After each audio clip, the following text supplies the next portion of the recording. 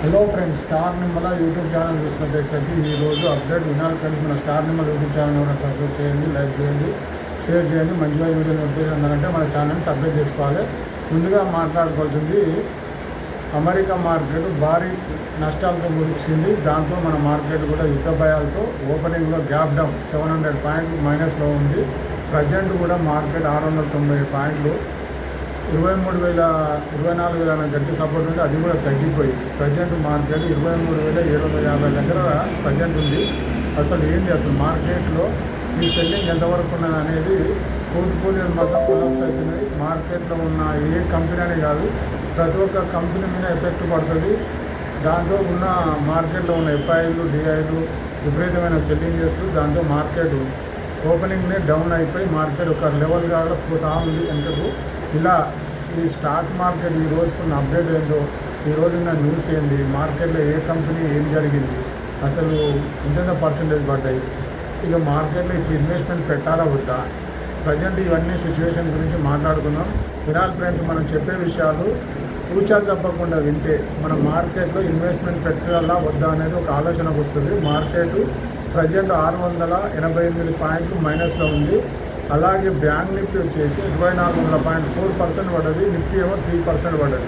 ఇది గమనించవలసిన విషయం. 4% అంటే దాదాపు 24-33 దగ్గర ప్రజెంట్ రన్నింగ్ ఉంది. అంటే ఇవాళ ఓపెనింగ్లో బ్యాంక్ నిఫ్టీ 56,400 కాడికి వెళ్ళి లో వచ్చి 55,527. అంటే నిన్న క్లోజింగ్ 58,079 ఉండే.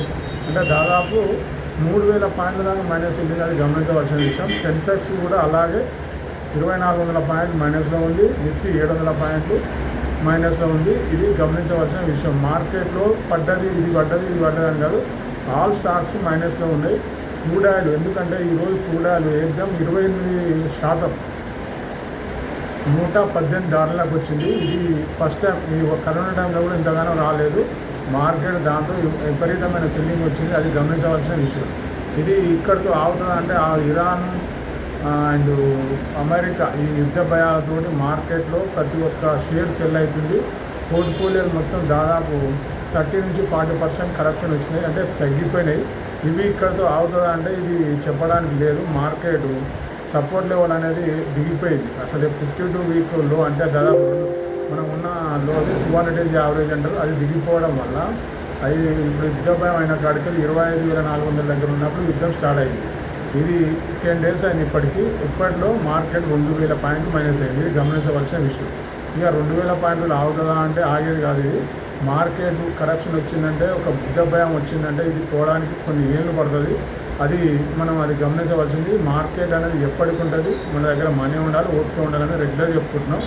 ఇప్పుడున్న మార్కెట్ సిచ్యువేషన్లో ఏం చేయాలి, అసలు మార్కెట్లో మనం ఏం చేయాలి, అసలు స్టాక్ మార్కెట్లో ఉన్నటువంటి హెడ్జ్ పొజిషన్ అనేది ఉంటుంది. అంటే హెడ్జింగ్ అంటే దాదాపు ఫ్యూచర్లో రిలయన్స్ షేర్ ఉంది, దానికి రిలయన్స్కి పుట్టు కాల్ పుట్లు ఉంటాయి. అలాగే హెడ్జ్ పొజిషన్ తెలిసిన వాళ్ళు అయితే చేస్తారు. కాల్ పుట్టు అండ్ ఫీచర్స్ ఇవన్నీ ఐడియా ఉన్నది చేస్తారు. లేని వాళ్ళకి మాత్రం అది అర్థం కాదు. పుట్టుని సెల్ చేయడమా, కాల్ సెల్ చేయడమా, ఇది ఒక పరిజ్ఞానం ఉంటుంది. అంటే మార్కెట్లో సపోజ్ రిలయన్స్ అని చెప్పినా అంటే పెద్ద కంపెనీ అని చెప్పినా, రిలయన్స్ లాంటి కంపెనీలు ఎన్నో ఉన్నాయి. అంటే రిలయన్స్ సపోజ్ 14-15 దగ్గర ఉంటే, మనం ఐసిఐసిఐ బ్యాంక్ ఉంది, తర్వాత ఎస్బీఐ ఉంది. ఇలాంటి కంపెనీలకు ఏంటంటే ఫీచర్స్ ఉంటాయి. ఫీచర్స్ ఉన్న కంపెనీలు ఏంటంటే షేర్లు ఎన్ని షేర్లు అయితే నువ్వు కొంటావో ఒక ఫీచర్ని సెల్ చేసుకొని పెట్టుకోవాలి. అంటే ఇప్పుడు నువ్వు పెరిగిపోయినది ఎంత ఉంటుందో తగ్గడానికి అంత ఛాన్సెస్ ఉంది. కాబట్టి నీకు పెరిగిన డబ్బులు అది పెరుగుతానేమో పెరుగుతుంది, ఇది పెరుగుతుంది, అది పెరుగుతుంది, తగ్గితే అది తగ్గుతుంది, ఇది పెరుగుతుంది. అంటే నీకు మార్కెట్లో మార్జిన్ అనేది ఏమంటుందంటే తగ్గకుండా నువ్వు దానికి యావరేజ్ చేస్తావు. సపోజ్ 1,500 దగ్గర సెల్ చేసినాం, 1,500 షేర్లు కొన్నాం, 1000 దగ్గరికి వచ్చింది. ఇలా 500 వస్తే అలా 500 పోతాయి. మరి ఉపయోగం ఏంటి అనేది నీకు క్వశ్చన్ కావచ్చు. కానీ ఇక్కడ 1000 దగ్గర నువ్వు షేర్లు కొనుక్కున్నట్టయితే నువ్వు బాగా గమనించవలసిన విషయం ఏంటంటే 1,500 దగ్గర షేర్లు అమ్ముతుంది. షేర్ కానీ నిఫ్టీ కానీ ఏదైనా గదే స్థితి. దాంట్లో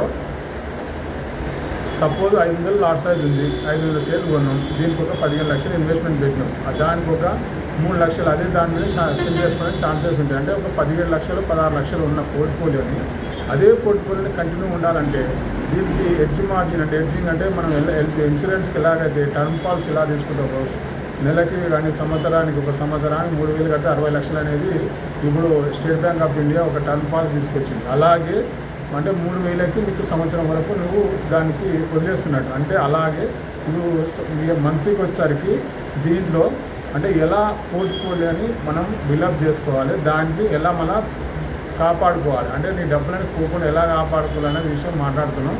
ఇందులో స్టాక్ అనేది మన ఉన్న ఫ్యూచర్ ఉన్న దానికి వస్తుంది, ఫ్యూచర్ లేని దానికి ఇది కాదు, అది గమనించవలసింది. అలా నీకు నిఫ్టీలో ఉన్న స్టాక్ 280 స్టాక్స్ ఫ్యూచర్స్లో ఉంటాయి.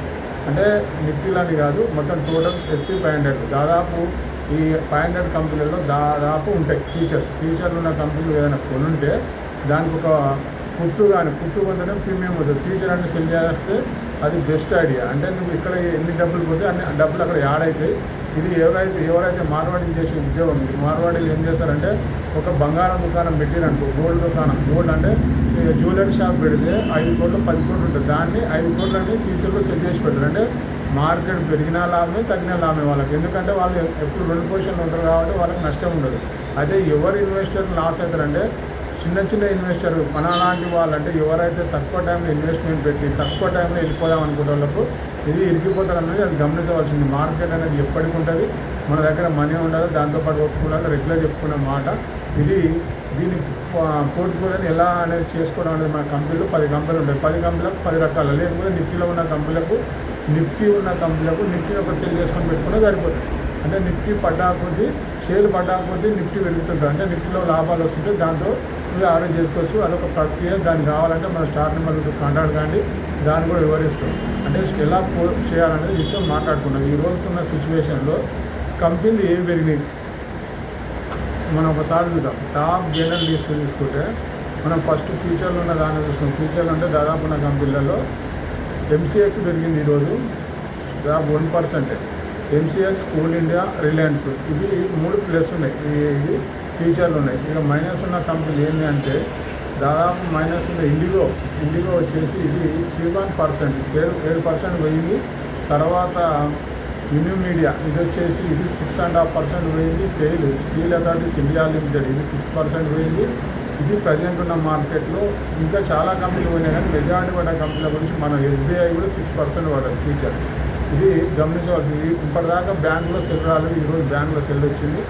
IT పోయింది, తర్వాత బ్యాంకులు పోయినాయి, తర్వాత క్రూడ్ ఆయిల్ వల్ల ఈ ఏమంటారు ఆయిల్ కంపెనీ షేర్లు అయినాయి, అలాగే పెయింట్, ఇలా రకరకాల కంపెనీలు మీద టోటల్ ఒకదానితో వాళ్ళకి సెల్ వస్తుంది.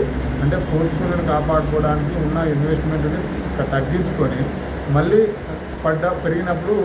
పెరిగేటప్పుడు ఎంటర్ అవుతాం, కానీ చాలామంది కట్ చేస్తుంటారు. అది అందరు చేసే పని, కానీ మనం రెగ్యులర్గా చూసే దాంట్లో దీని ఇన్వెస్ట్మెంట్ ఎలా అసలు ప్లాన్ చేసుకోవాలనేది ఈ సబ్జెక్ట్ అనేది నేర్చుకోవాలంటే మన స్టార్ నెంబర్ యూట్యూబ్ కాంటాక్ట్ కానీ మంచి వీడియోతో మళ్ళీ కలుద్దాం. ఇది ఈ రోజుకి ఉన్న అప్డేట్. స్టార్ నెంబర్ యూట్యూబ్ ఛానల్ని సబ్స్క్రైబ్ చేయండి, లైక్ చేయండి, షేర్ చేయండి. మంచి వీడియోతో మళ్ళీ కలుద్దాం. జై శ్రీమన్ నారాయణ.